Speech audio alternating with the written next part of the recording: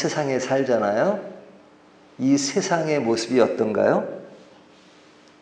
우리가 이 세상에 살면서 이 세상의 모습을 오늘 본문 말씀은 자세히 주의하여 살펴보라 이렇게 말씀하십니다.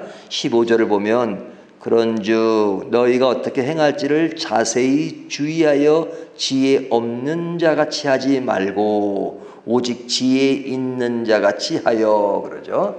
우리가 사는 이 세상의 모습을 자세히 살펴보라 이렇게 말씀하십니다. 살펴보니까 어떠냐? 16절을 보니까요. 세월을 아끼라 때가 악하니라.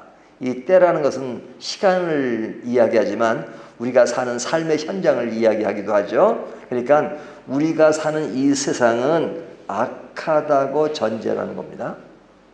우리가 살아가는 삶의 모습, 지금까지 살아오면서 보면 이 세상 참 악하다라는 것을 어느 누구도 부정할 수가 없죠. 믿지 않는 사람들이 보더라도 이 세상은 참 악하다 이렇게 볼 거란 말이죠. 그래서 이 악한 모습을 눈에 보는 시각적인 현상으로 이야기한 것이 18절입니다. 술 취하지 말라 이는 방탕한 것이니. 물리적인 술 취함도 이야기하지만 그 술 취해서 방탕한 그런 모습을 세상과 함께 묘사하고 있고 실제 그런 사건들이 많습니다. 물론 이 세상에 사는 모든 사람이 다 그런 건 아니죠. 예수를 믿지 않아도 바르고 정숙하게 사는 사람도 있고요. 어떤 면에서는 그리스도인들이 그들을 보면서 참 부끄럽다. 저들은 예수를 믿지 않는데도 참 깨끗하게 살고 바르게 살고 믿는 사람보다 더 그 좋은 모습을 보이는 경우도 있죠. 그럴 때는 참 부끄럽기도 합니다. 하지만 그런 상황이 눈에 보이기 때문에 그리스도인들은 더 지혜롭게 살라고 말씀하는 거죠. 그래서 15절을 다시 보면 그런즉 너희가 어떻게 행할지를 자세히 주의하여 지혜 없는 자같이 하지 말고 오직 지혜 있는 자같이 하여. 여기 두 가지 지혜 있는 자와 없는 자를 자세히 살펴보고 주의하라. 주의를 자세히 하라 하는 겁니다. 그래서 이 세상은 악한 것이 기본적인 것인데 그런 가운데서 자세히 살펴서 우리가 어떻게 살아야 되는가 하는 것을 이야기하면서 지혜 있는 자같이 하라고 이야기합니다. 그러면 지혜 있는 자의 모습은 어떤 것이냐? 17절을 다시 보면요. 17절 그러므로 어리석은 자가 되지 말고 오직 주의 뜻이 무엇인지 이해하라.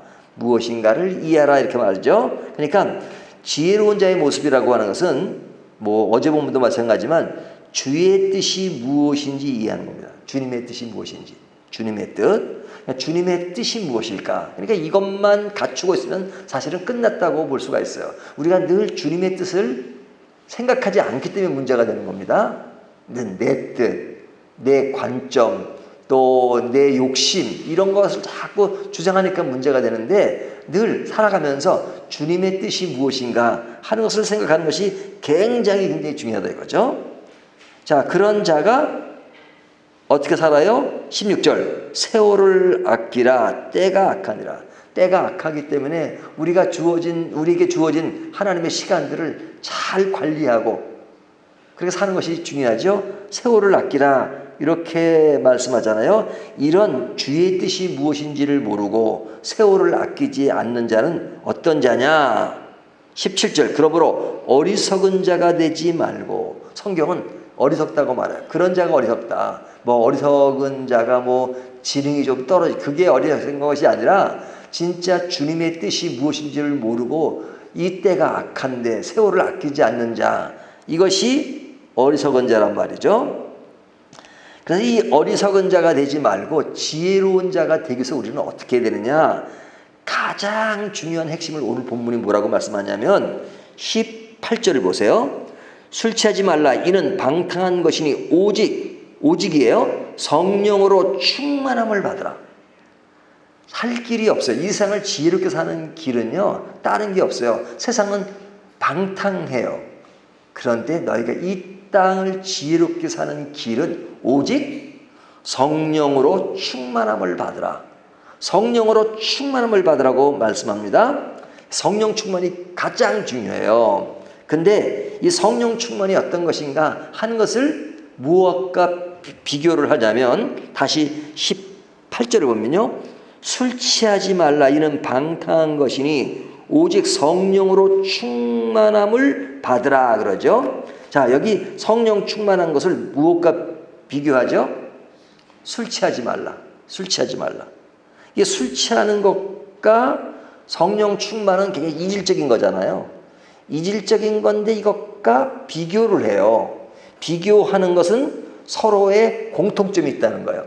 서로의 공통점이 있다는 겁니다. 어떤 공통점이 있나요? 어디에 잡혀 있다는 공통점이 있어요. 술 취한 사람은 어디에 잡혀 있는 거예요? 술에 잡혀 있는 거예요. 성령 충만한 사람은 어디에 잡혀 있는 거예요? 성령 안에, 성령에 잡혀 있는 거죠. 성령에 취해 있는 거예요. 술 취한 사람은 술에 취해 있는 거고 성령 충만한 사람은 성령에 취해 있는 거예요. 취한다는 건 똑같아요. 근데 술 취한 사람은 술 취한 그 술에 끌려가니까 그 술에 매여서 술에 이제 자기도 몸도 가늘지 못하고 그냥 술에 취해가지고 자기가 거기에 끌려가요. 하지만 성령 충만한 사람은 성령에 끌려간단 말이죠. 이것이 다른 거예요. 그래서 술 취한 사람은 어떤 사람은 술을 많이 취해가지고 필름이 끊어졌다 그러잖아요. 어떻게 지배하는지도 모른다 그러고 막 그러잖아요. 근데 성령에 충만한 사람은 어떤 모습이냐? 성경은 너무 친절하게 그런 이야기를 해줘요. 19절부터 나오는 것이 성령 충만한 사람들의 모습에 대한 이야기를 하고 있는데 19절을 보면 시와 찬송과 신령한 노래들로 서로 화답하며 너희의 마음으로 주께 노래하며 찬송하며 길게 이야기했지만 한마디로 이야기하면 찬송이 있어요. 찬송. 하나님을 찬양하고 찬송하는 것이 있습니다. 이 찬송하고 찬양한다는 것은 단순히 노래만 부른다는 이야기가 아니에요. 물론 우리가 노래도 하고 찬양도 하지만 이것이 그런 하나님을 찬양한다는 것의 전부가 아니고 그것은 삶에 지키 나타나는 한 부분이고 하나님을 찬양한다는 것은 하나님을 엔조이한다는 말이에요. 하나님을 즐긴다는 말이에요. 그래서 왜 제가 엔조이란 말을 쓰냐면 웨스트민스터 신앙고백서에 보면 인간의 제일 되는 목적이 뭐냐 그 이야기가 나옵니다. 근데 그것은 하나님을 영화롭게 하는 것이다 이렇게 나와요. 한국 번역이 그래요. 근데 영어로 보면 그 하나님을 즐긴다, 하나님을 영화롭게 한다는 말을 영어 표현으로는 하나님을 엔조이한다 이렇게 말해요. 그러니까 하나님을 엔조이하는 것이 뭐예요? 하나님을 찬양하는 거예요. 하나님을 찬양하는 삶은 무엇부터 나온 거예요? 성령 충만한 삶의 한 부분이란 말이죠.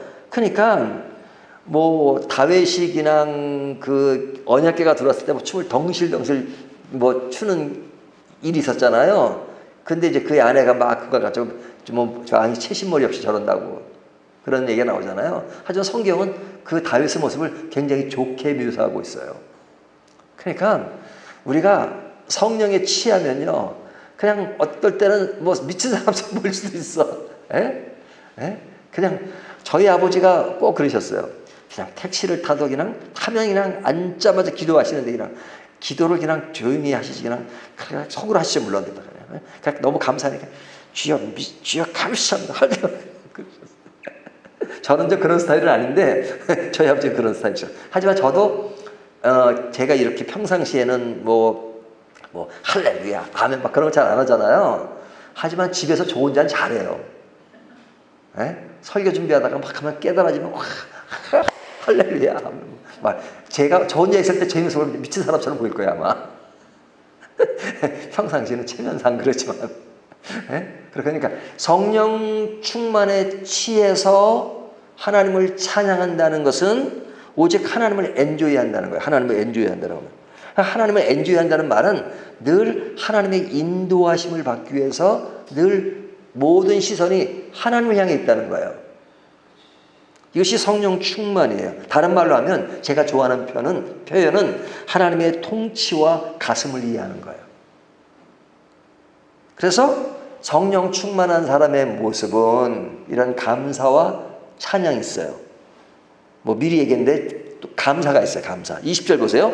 범사에 우리 주 예수 그리스도의 이름으로 항상 아버지 하나님께 뭐하며? 감사하며. 늘 감사해야 하죠. 감사. 그러니까 이게 성령 충만함의 증거예요. 감사가 있어요. 우리가 모든 것이 감사하지 않아요? 모든 것이 감사하잖아요. 예, 우리가 이렇게 살 수 있다는 것도 감사하고, 또 비록 죽는다 하더라도 감사하고, 우리가 그 복음성가 중에 내가 어떨 때도 감사하다는 그 표현이 있잖아요. 예, 뭐 좋아도 감사, 안 좋아도 감사, 모든 것이 감사해요. 왜? 하나님께서 우리에게 안 좋은 일을 주실 때는 그만 또 이유가 있어요. 그걸 통해서 우리를 훈련시키시고 또 성장시키시고 그러잖아요. 그러니까 모든 게 감사해요. 감사가 성령 충만함의 증거예요. 그래서 이 감사가 있고 찬양이 있는 사람은 21절을 보면요. 그리스도를 경외함으로 피차 복종하라 그러죠. 자, 그리스도를 경외한다는 것은 뭐예요? 그리스도를 중심으로 산다는 거죠. 그리스도를 중심으로 살아요. 그러니까 모든 일을 하나님을 중심으로 생각하는 거예요. 피차 복종하라. 이것은 사람과의 관계잖아요. 사람과의 관계도 누굴 중심으로 사는 거예요? 하나님을 중심으로, 하나님을 경외하는 것으로. 그러니까 일반 사람들은 하나님을 빼놓고 모든 좋은 일을 이야기해요. 예를 들면 부부관계라 그러면 부부가 서로 사랑해야죠. 그렇게 말해요. 그냥 부부, 남편과 아내 1대1로 설명을 해요. 일반적으로는. 하지만 그리스도인은 늘 누가 개입하세요? 하나님이 개입하세요. 그러니까 내가 내 아내를 사랑한다는 게 쉬운 게 아니에요. 남편을 사랑한다는 게 쉬운 게 아니에요. 하지만 하나님이 사랑하라고 하시고, 그리고 항상 하나님을 사랑하니까 아내를 사랑하고 남편을 사랑하는 거예요. 그러니까 하나님을 통해서 사랑해요. 우리가 모든 일하는 것, 뭐 하는 것, 교회 나오는 것, 모든 것이 하나님이 중심이 돼요. 하나님이 중심이 되니까 하나님이 성령을 통해서 충만하게 하시고, 충만 가운데서 그런 일들을 하도록 만드세요. 그러니까 일반적인 종교와 일반적인 것은 내 의지와 내 노력을 자꾸 강조해요. 하지만 우리는 어떻게 설명할 수밖에 없냐? 나는 할 수 없다. 하지만 성령께서 해주신다. 나를 잡아주신다. 내가 성령에 취해 있으니까 나는 못해 그렇게 해요. 어떻게 순교를 하고, 순교한 사람들 보면은 평상시에 이런 거 아주 강하고 담대하고 이런 사람인 줄 알죠? 평상시에는 아주 그냥 연약하고 그리고 그냥 금방 날아갈 것 같은 사람인데 그 어려운 그 와중에 순교하는 그런 모습이 있는데 그게 어떻게 그렇게 가능하겠어요? 성령에 취해서 그래요. 성령에 취해서. 성령 충만하니까. 그러니까 우리가 늘 성령님이 나를 주관해달라 그리고 나를 인도해달라고 하는 것이 굉장히 중요해요. 그것이 성령 충만한 삶의 모습이에요. 자, 정리를 하면요. 어찌 보면 인생이라고 하는 것은 혼자 사는 것처럼 보여요. 그렇죠? 사람들이 많이 주변에 있다 할지라도 내 인생의 길은 혼자 사는 것처럼 보입니다. 하지만 실제로는 혼자 살 수가 없어요. 혼자 산다면 외로운 것이죠. 인간관계도 중요하고 가장 중요한 것은 하나님과의 관계예요. 하나님과의 관계. 우리가 하나님을 믿는다는 게 얼마나 중요합니까? 그러니까 지혜롭게 사느냐 어리석게 사느냐 하는 것은 하나님과의 나의 관계가 충만한가. 그것은 내가 어디에 취하느냐에 따라 완전 인생이 달라지는 겁니다. 세상을 술에 취한 것처럼 이야기하잖아요. 술에 취해 사느냐 아니면 성령에 취해 사느냐. 성령에 취해 사십시오. 그러면 하나님을 기쁘시게 하는 삶으로 드러나고 늘 주의 뜻을 살피죠. 요만한 걸 하더라도 하나님의 뜻이었던 겁니까? 하나님의 뜻, 성령 충만한. 그러면 우리에게 늘 감사가 넘치고 그리고 지혜롭게 살 수 있는 것을 성령께서 우리를 붙잡아서 하실 수가 있습니다. 오늘 이 말씀을 보면서 성령 충만할 때 세월을 아낄 수 있고 때를 분별할 수 있고 한다는 걸 생각하면서 오늘도 성령 충만한 삶을 사시기를 바랍니다. 그리고 그 안에서 기뻐하시기를 바라겠습니다.